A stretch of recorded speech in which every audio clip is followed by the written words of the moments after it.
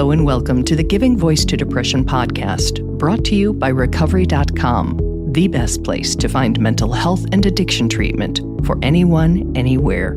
Each week, we profile a guest who shares openly about their mental health journey. They share because they understand that when people don't talk about their depression or other mental health conditions, those of us who do struggle with them can feel like we're the only ones, that there's something wrong with us, and that no one understands. We understand. I'm Terry McGuire, the creator and co-host of this podcast. You have my promise that we'll keep it real here. Depression is real, and we're not going to sugarcoat our discussions about it. Hope is also real, and you'll get a dose of that here too. I'm Carly McCullough, a licensed social worker and educator, and Terry's daughter. We've both experienced depression and also support loved ones struggling with it. We're here to normalize talking about depression and mental health in our communities, as well as our families. And to share real-world tested strategies that have worked for other people who have walked similar paths. Thanks for joining us. Hey, this is Terry. So every month we record 2 new interviews and pull some from our archives for the alternate week, so new listeners don't miss out on some great stuff like this interview with Davey from way back when we started this podcast. And he recently reached out and wanted to do an update because he's in a much better place and wants you to know that that's possible. So please listen to this episode today and then tune in next week to hear his update. It's worth it. This episode is from when Dr. Anita Sands was co-hosting with me. Hello, Anita. Hi, Terry. As you probably know, if you're a longtime listener, the early years of this podcast were co-hosted by Terry and her sister, Bridget. We wanted to release a slightly different version of this particular episode featuring Davey because Terry's interview with him is still incredibly relevant today. And I get the opportunity to share my thoughts with you as well. And I'm so glad we get to hear him because I also really remember this interview, even though it was years ago. And I think about Davey, and he's still in touch on social media. And a lot of the things he said have stuck with me over the years and have helped me in the way that sometimes someone else can by sharing their story. That's right. I was pretty sure that you were going to say that the title of the episode has probably stuck with you. And it's something that I've talked about with people all the time, that it's really hard to fix something that's broken with something that's broken. Mm-hmm. So Davey reached out to us after listening to and learning from previous guest stories. And he hopes that his story will connect with someone listening, someone who needs to know that there are others out there going through similar things. So here now is Davey giving his voice to depression.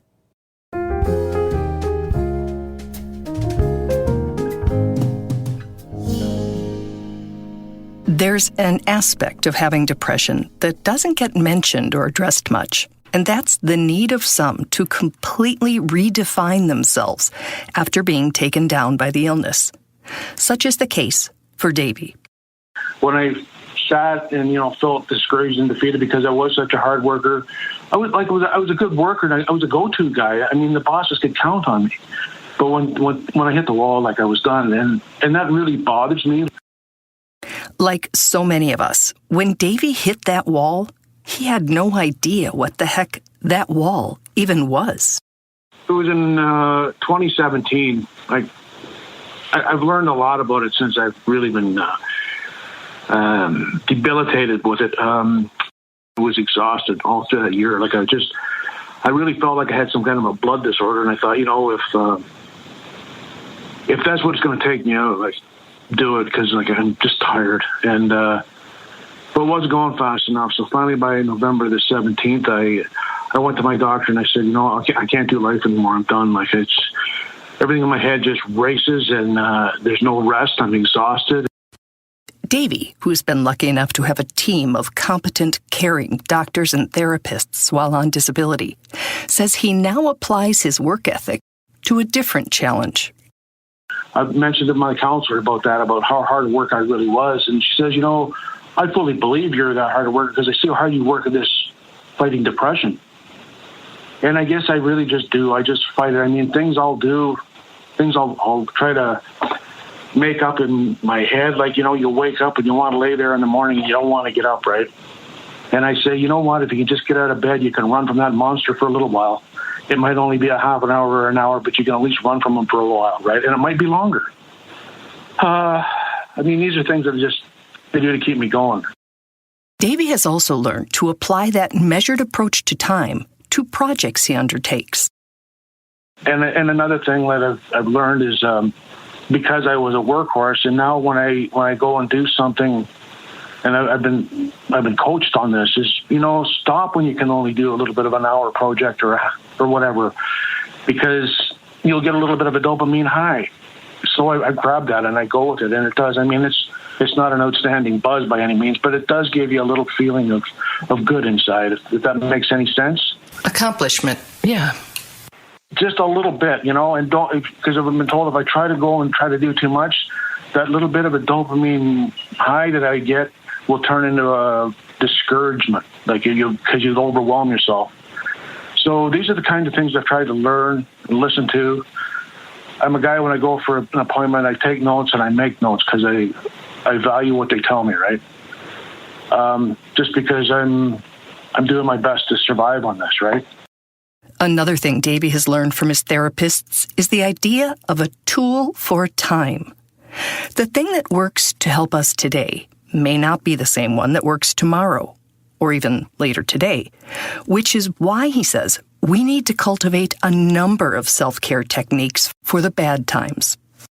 Well, they'd be different for everybody else than they are for me, but a tool for a time can be a little hard that you'll take and work on that, for me, I'm speaking for myself, I'm sure I'm not saying that I will take and work on for myself, that you can just take your mind off reality in life. It's something that, like, I can sit and play a guitar for a while, and sometimes I'll find myself playing hard and too fast, and it's good and it's bad. It's bad for the tune, but it's good because some of my anxiety is running out through my hands, right?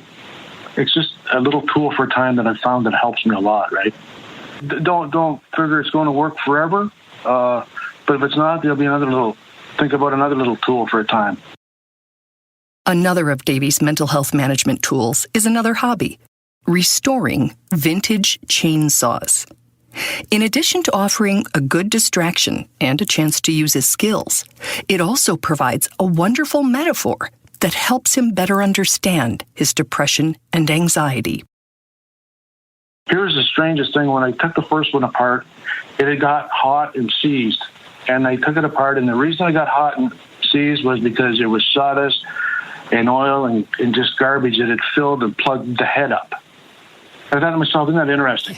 The head is this thing has caused this thing to seize. And I look at myself and think, my head, it's full of sawdust and oil and grime, and there's not good air getting through that. It just leaped at me, and that was such a help for me, right? Does that sound bizarre? It doesn't sound at all bizarre. It sounds, it's enlightening. I think it's great. You're very insightful. Well, that's why I wanted to share, maybe help someone else, because I don't believe it about myself. I don't believe a lot of good about myself, but I've been told that by the professional help that I have, that you have something to offer someone else. So I tell you, if I can do that, I'll do it, right? So I thought I'll just sit here and tell you what I can. Have you ever spoken publicly about your depression before? No, ma'am. No, no. Thank you for trusting me. I like the reality of your posts, your podcasts. It's the real people.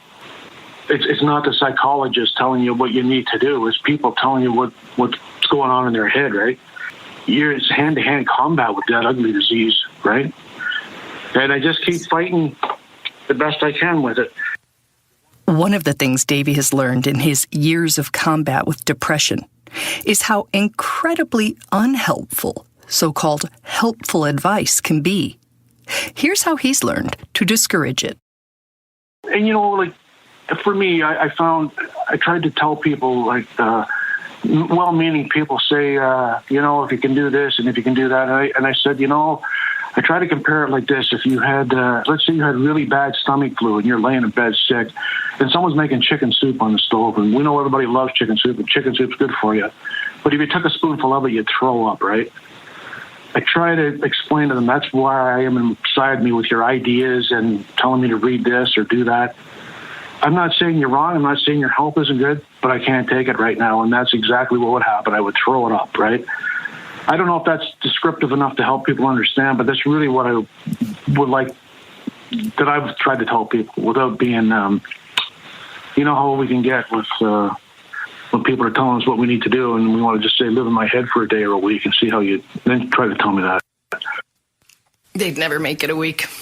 They'd be pounding to get out. Yeah, and I thought, you know, the chicken soup was at least a kind way to tell them, and maybe they could really get the idea, because everybody's had stomach flu, right? At least I think everybody can relate to that anyways. I would hope they would.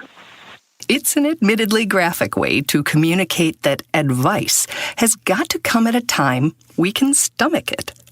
We've learned from many podcast guests that those conversations are easier to have when we're well, and are best approached in more of a, hey, when you're feeling or acting like you do when you're fill in the blank, anxious, depressed, whatever, what could I do that would be helpful and supportive and that you could digest, right? Those of us who live with these conditions are more likely to know what works for us than someone with no experience battling our particular enemy, especially someone like Davey, who's actually made it his job to understand his illness. Is the depression, it messes you up for trying to stay focused and concentrate, and it leaves its scars, eh? And, you know, that was the thing when I kept battling it, hoping maybe in 6 months it would go away, and then first it was 6 weeks, then it was 6 months, and I thought maybe they say, well, sometimes 2 years, but it kept hanging around, and I thought, I got to learn more about this thing, because it's dangerous for me. It's dangerous, and I've got to learn this enemy better than I know it now. And that's why I've tried to research and understand it as much as I can, so that I know what its lies. And I know it could sound like a very done deal, like, okay, so you know that it lies to you, and you just have to blow that off and not listen. But then I go back to the thing, well, I know, I understand that, but again, I'm fixing something that's broken here with something that's broken, so got to go back and work on it again, right? I keep Yes. telling myself that I got to keep working on this. I mean, it's a challenge, and I think I've accepted the challenge instead of letting it beat me down. I think I'm trying to accept that challenge, day by day. You are tough. It's a tough enemy, eh? Yes, it is. I know that when I had my worst depression, which is what led me to start this podcast, I'd had it before. I knew what I should have known. I could have known. I don't want to should myself what it was. I'd actually been on antidepressants before and been to therapy before. And really? I acted like this was brand new, and I had no idea. And I didn't even recognize it as an illness. It was, as you say, just me. Just me. I had just lost my worth. Yep. And I'm stunned by that, because I'm not any genius, but I'm also not an idiot. And I did not get it. I did not understand that this was a medical thing. No, I didn't either. I thought I was going to be like just an odd guy that just can't do life, right? I had no idea that depression was such a legitimate illness. But once I was diagnosed, I thought, you know what? I'm not hiding anymore. I'm not going to hide this. I battle it, and it's as real as cancer or any other disease that's out there.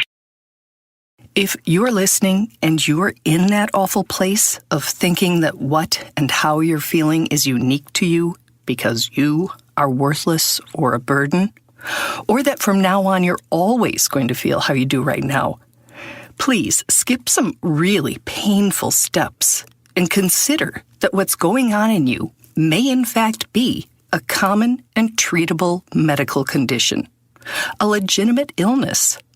Because I know it'll just slam you against the rocks. It will for me. Some little thing will happen. It will trigger. An anxiety thing will happen. It will trigger depression. And it's wham. It hits really hard. That's something I've tried to learn too, with help, is to limit my things that trigger my anxiety, that trigger my depression. Like I have social anxiety as well as major depressive disorder. So if I can keep a handle on my anxiety, it helps to curb some depression things, right? It's a learning thing. It's a battle today and see how it works tomorrow for me. When you talk about being slammed on the rocks, how often does that happen to you? How often would you say you are, quote, in depression? More than I care to think about. It happens a lot. Like I had today's Wednesday. Monday was going pretty good. And then some little things in life that shouldn't bother most people. But it hit me so hard. I magnify it and I spin things into a catastrophe. And that's something I'm trying to stop doing. But it happens a lot. I don't get a weekend where I'm not having like struggles, eh? Does that answer your question? Yes, and it has to be so hard. I feel that, and I feel for you, and I'm sorry. Well, thanks. This helps. To know that maybe I might have said something that's helped someone else, it gives me my purpose. It's like I donate blood, and that gives me purpose. It doesn't feed my ego, it feeds my purpose. That I can grab my phone and look at it and say, I got another 30 days, and I can donate blood. That could potentially help 3 people live. That's a big help to me, eh? It's my medication. Is there anything when you reached out about your boots on the ground struggle story that you haven't said that you want somebody listening to know about living with depression? I honestly think, and I want to say this, even if I don't believe it myself 100% yet, but I want to say that depression's a winnable battle. It's winnable. No matter how ugly and dark it is, it's winnable. And not only is it winnable, you'll be a better person in society. And then Davey paused for a moment, thought, and rephrased his closing comment. Maybe when I say winnable, maybe a person will learn to live with it and to cope with it and gather more tools for time as they go along, more tools in their toolbox for them. But I hope I'm making sense what I'm trying to say here.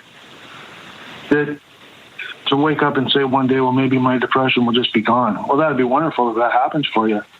But even if it doesn't, learn the tools to live with it, because it makes you, we need more caring people in society, more real people. Everybody can have a superficial conversation. They can have them all day long, but what good are they most of the time, right? It puts quality in a person. That's just what I believe.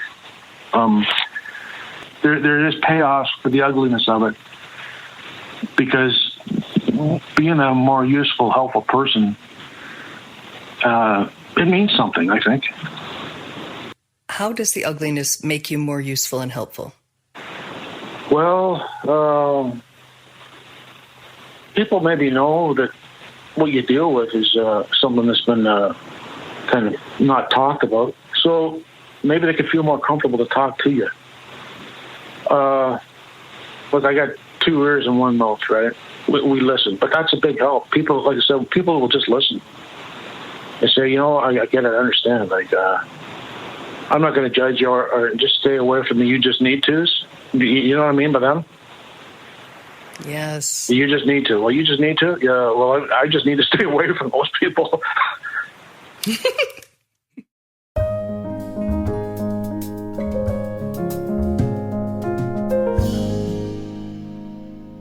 So, Terry, what an incredible interview. I'm so glad that you agreed to re-release this one and to let us talk about it. Mm-hmm. I just can't emphasize more some of the points that he made. They're just so good.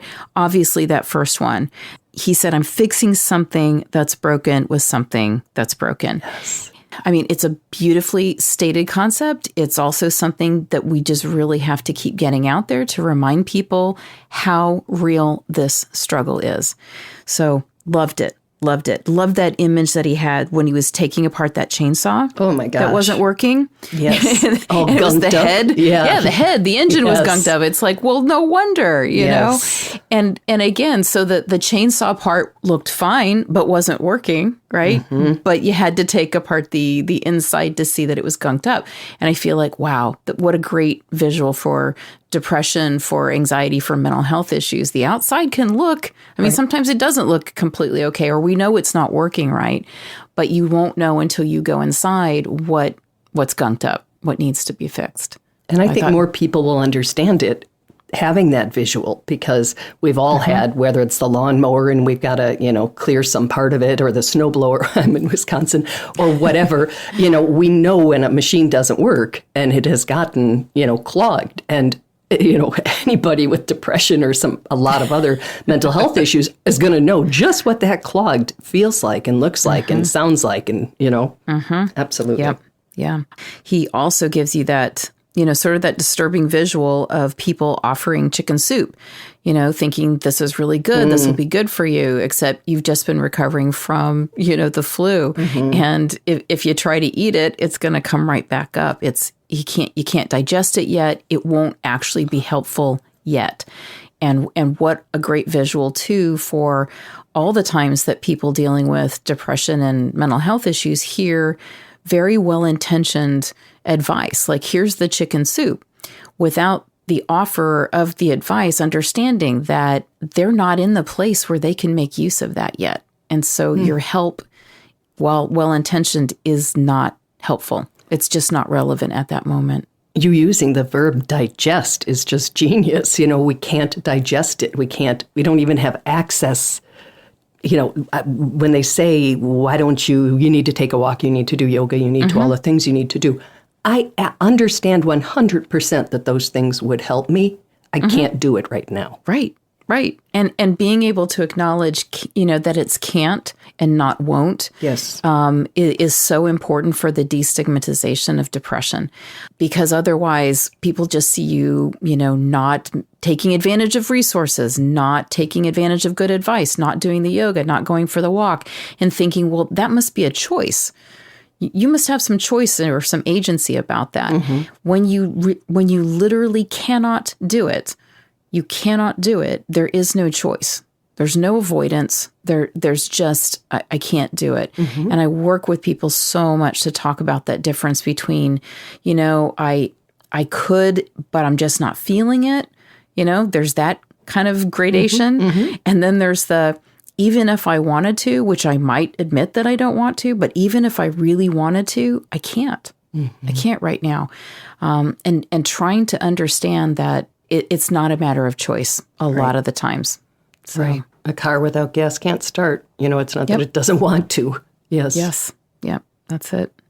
Another thing I really appreciated about him is the way he attacks learning about his depression and trying to figure out ways to better manage it, down to taking notes when he's with a therapist, like he's taking a course, because in his mind, he kind of is. He's getting access to information that he knows can be helpful. And I just respect that approach, as opposed to, I can read all the books and have, I can hear really good advice, but I can't always access it. And if I had it on paper, it would be easier to do. Yes. I've given that advice so many times that when people are in therapy, it's like, where is your notebook? And I do think of understanding your particular diagnosis as like, you should become a student of it.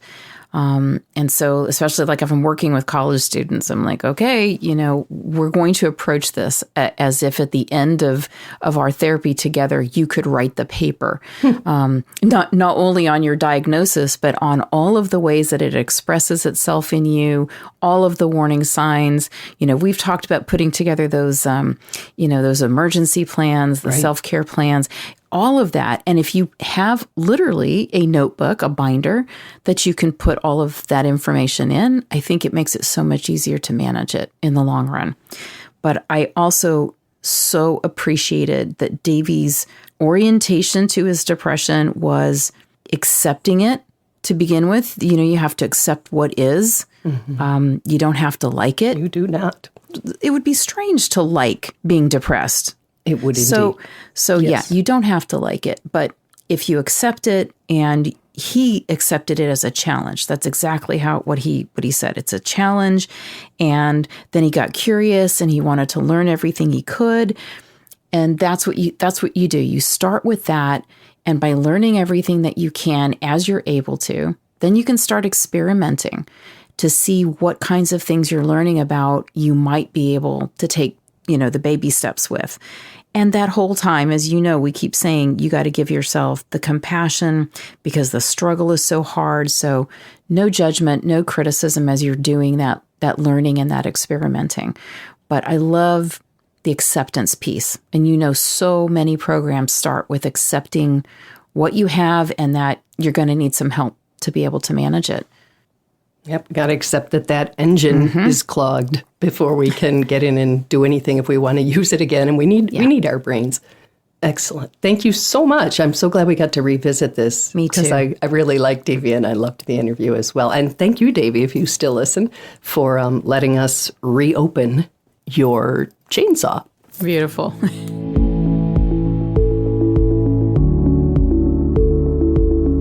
We really hope that this discussion helps give some language or context to your own depression or ideas for how to support someone else in your life living with it.